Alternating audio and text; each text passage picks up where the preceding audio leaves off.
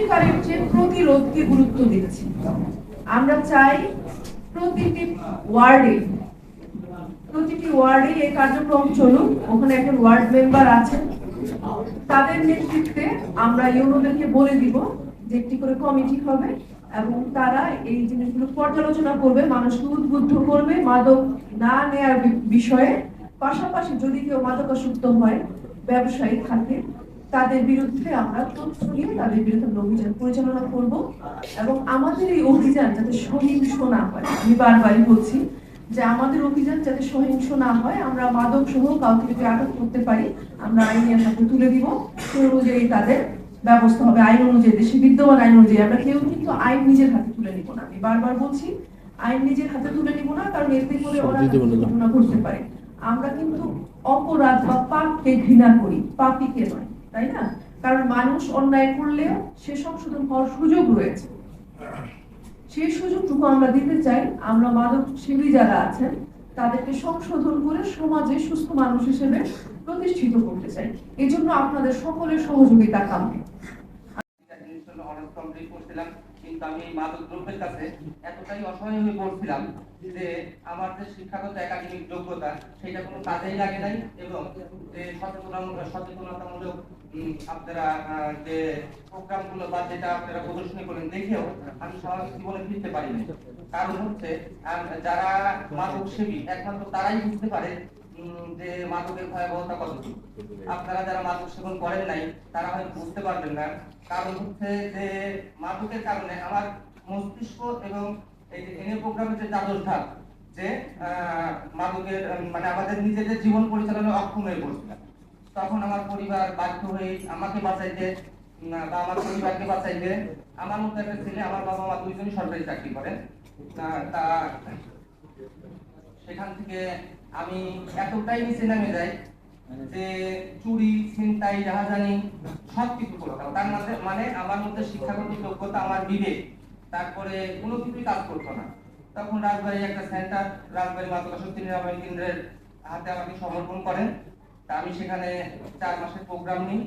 নেওয়ার পরে প্রথমে যাওয়ার পরে আমি একই চক্রে প্র্যাকটিসিং থাকা অবস্থা আমি একই চক্রে ঘুরতে থাকতাম। টাকা নেব, মাল খাবো, জুয়া খেলবো, ক্যাসিনো খেলতাম, অনেক টাকা নষ্ট করতে, প্রায় 1 কোটি টাকার মতো হারছি। কিন্তু কিছু থেকে আমি বের হয়ে আসতে পারছি না। আমি বুঝি কখনো কান্না করি, আমার মেয়ের জন্য, বাচ্চার জন্য কান্না করি, পরিবারের জন্য, আর খাবো না, কিন্তু বের হইতে পারছিলাম না। পরবর্তীতে এখান থেকে আসার পরে আমার মানসিক স্থিরতা ফিরে এবং বুঝতে পারি যে আমি কত বড় ভুল করছি। আমার মাদকটা আমি গ্রহণ করছিলাম পরবর্তীতেই। যাই হোক, আমি আবার আস্তে আস্তে আমার পরিবার, সমাজ, বাবা মার বাণিজ্য রিকভারি জার্নি করতেছি। তার মাননীয় ডিসি মহোদয়কে আমার অনুরোধ যে আসলে সচেতনতামূলক অনেক কার্যক্রমে এই মাদক সেবীদের কাজে লাগে না। মূলত এদেরকে একটা এনে প্রোগ্রামের আওতায় এনে কিছু শিক্ষা আছে মানসিক স্থিরতা ফিরাইতে। আমি যে প্রোগ্রামের ব্রেনে নেব, এটা যখন মাদক অবস্থায় থাকবো তখন আমার ব্রেনটা হ্যাক হয়ে যায়। ঠিক আছে, এইটা স্থিরতা ফিরতে একটা প্রোগ্রামের দরকার আমি মনে করি, কারণ আমি নিজে সুস্থ হইতে পারি নাই। তা আমি আমার রাজবাড়ী মাদকাসক্তি নিরাময় কেন্দ্রকে বিশেষভাবে ধন্যবাদ জানাই। আমাদের সালাম ভাই, শিবলু ভাই সহ আরো যারা বাতেন ভাই আছে তাদেরকে আমার সুস্থতা ফিরিয়ে দেওয়ার জন্য। এবং আপনার কাছে আমার আকুল আবেদন যে এই সমস্ত মাদকাসক্তি নিরাময় কেন্দ্রগুলো অনেকেই সমাজ চেনে না, জানে না, বা আপনাদের সহযোগিতা পাইলে এরা আরো উন্নত ভাবে চিকিৎসা নিতে পারবো। যারা পেশেন্ট আছে তারা উন্নত সেবা পাবে। আপনি যদি সে ধরনের কোনো ব্যবস্থা নিতেন এই প্রতিষ্ঠানগুলোর সার্বিক উন্নয়নে, আমি খুব খুশি হতো। আমরা রিকভারিরা আপনার কাছে কৃতজ্ঞ থাকবো। ধন্যবাদ মাননীয় ডিসি মহোদয়কে।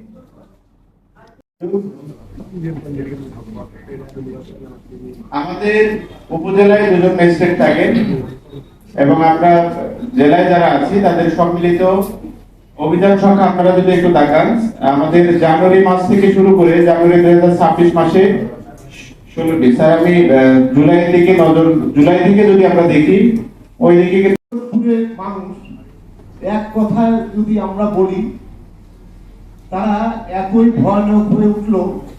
এই টাকার প্রয়োজনে, তাদের টাকা লাগবে, সেই বছরই এই দিনই একবার করে হয়, এই দিবসগুলো পালন করা হয়। দিবসগুলো পালন করা, আমরা যে মুহূর্তে দিবসগুলো পালন করে ওই মুহূর্তে রাজবাড়ী শহরের বিভিন্ন জায়গায় যাতে অন্যরা সতর্ক থাকতে পারে। এবং তখন আপনার কেমন অনুভূতি ছিল? আসলে সবচেয়ে বড় বিষয় যে এক একজন তো এক রকম ভাবে মাদকাসক্ত হয়। কেউ পরিবার থেকে, পরিবারের কষ্টকর জায়গা থেকে, অনেকে আবার সংগঠন। আমাদের এলাকাটা আসলে এমন পরিবেশ, তা সেখানে বেশিরভাগই মাদকাসক্ত হইতে স্বাভাবিক। কারণ ওইখানে মাদক সেবা বিক্রি করা হয়, প্রতি নাম্বার বসে। তা আমি ভালো ছিলাম, তো হঠাৎ করে আপনার সঙ্গ দোষে ঘুরতে ঘুরতে আর কি হঠাৎ বন্ধু বান্ধবের বালকানি করে সাপের বসত, তারপর থেকে আস্তে আস্তে আপনি এখানে আসা। আর পারিবারিক কিছু ব্যাপার থাকে, আমি মনে করবো যে বাবা মা এগুলো আসলে দেখা উচিত। পরবর্তীতে যখন মাদ্রাসা ফেরার সত্যি যখন যেটা আমাকে বুঝাইলো, আমি বুঝতে পারলাম যে না, আমার তো সন্তান আছে, মানে আমার এগুলো করা উচিত হবে না। আমাদের সবাই ক্লাস করছে, তারা সবসময় বলেছে যে সন্তানের দিকে তাকাইতে। তখন আমি ফিল করলাম যে না, আমার কথাটা সত্য। আমি আজকে নেশা করতেছি, কাল আমার সন্তান নেশা করতে, তো আমি সেটা কোনো বাবা মা এটা সহ্য করে না।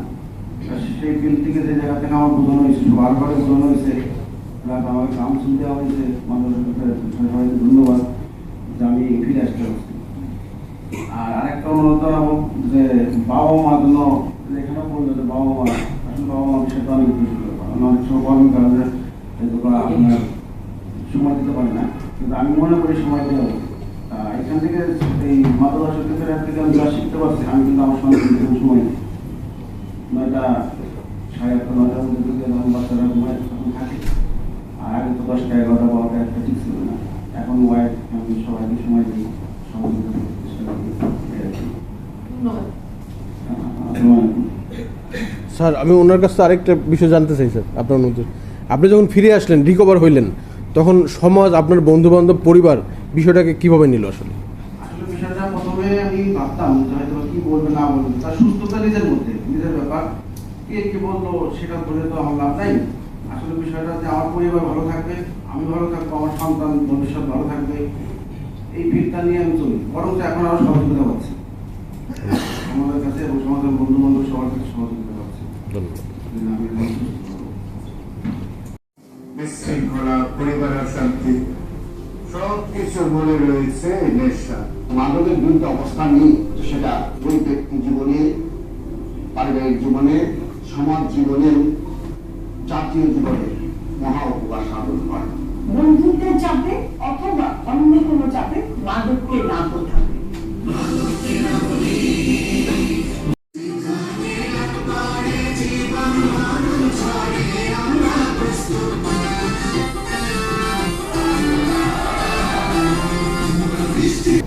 আলিয়ার একটা গেট আছে, ওই গেটটা খুবই মানে ঝুঁকিপূর্ণ। এখান দিয়ে আমার অনুসন্ধানে যেটি আসছে সেটা হচ্ছে রিক্সা চালকটা ছিনতাইয়ের সাথে জড়িত।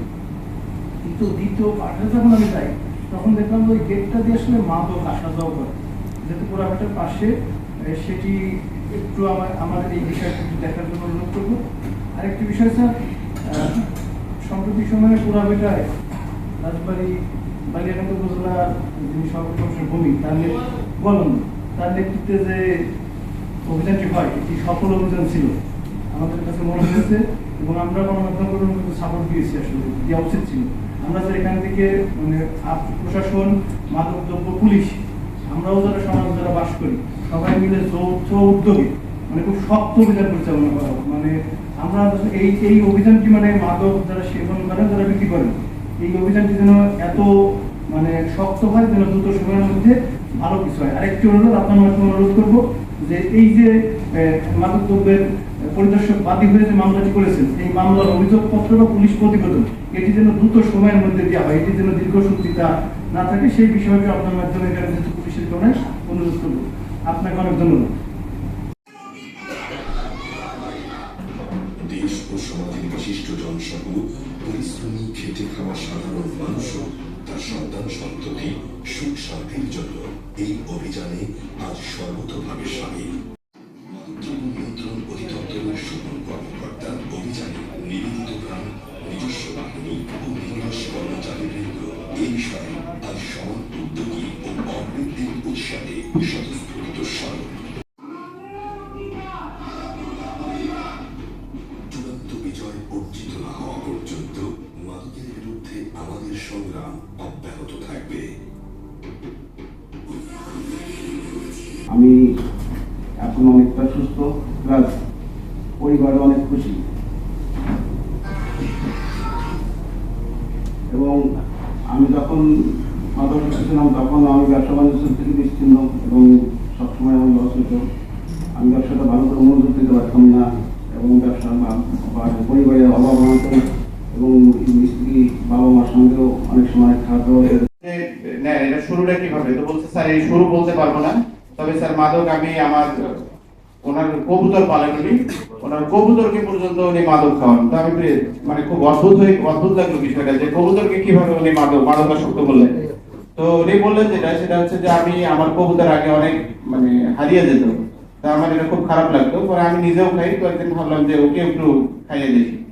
তো তারপরে গাঁজার যে বীজ আছে এটা হচ্ছে উনি প্রতিদিন সকালবেলা উঠে প্রত্যেকটা কবুতরকে একটা করে গাঁজার বীজ খাওয়ালে ওই কবুতর নাকি ওখানে ঘুরে থাকে, ঝিঝিরে করে থাকে, কোথাও যায় না, দেখতে ওনার ভালো লাগে। তাহলে এই যে একটা মানসিক বিকৃতি, মানসিক যে বিকারগ্রস্ত অবস্থা, এটা এই ভয়াবহ জিনিসগুলো সম্পর্কে কিন্তু আমরা কেউ জানি না। একই সাথে যদি ডিপ্রেশন হয়, একই সাথে যদি ডিপ্রেশন, কেউ যদি কর্মে অবসাদ থাকে, কেউ কারো যদি মানে কাজ না থাকে, তারাও কিন্তু এই মাদকের দিকে ঝুঁকে যাচ্ছে। তো এই ক্ষেত্রে আমরা মনে হয় সবাই মিলে যদি সোচ্চার ভূমিকা পালন করি, একটু সতর্ক দৃষ্টি থাকি, তাহলে রাজবাড়িতে যে মাদকের যে বিস্তার সেখান থেকে আমরা রক্ষা পাবো। ধন্যবাদ স্যারকে আমাকে কিছু কথা বলার সুযোগ করে দিয়েছেন। তো সবাইকে সতর্ক থাকার আহ্বান জানিয়ে এবং সম্মিলিত সামাজিক আন্দোলন মাদক থেকে দূরে থাকুন, নেশামুক্ত সুন্দর জীবন চাই।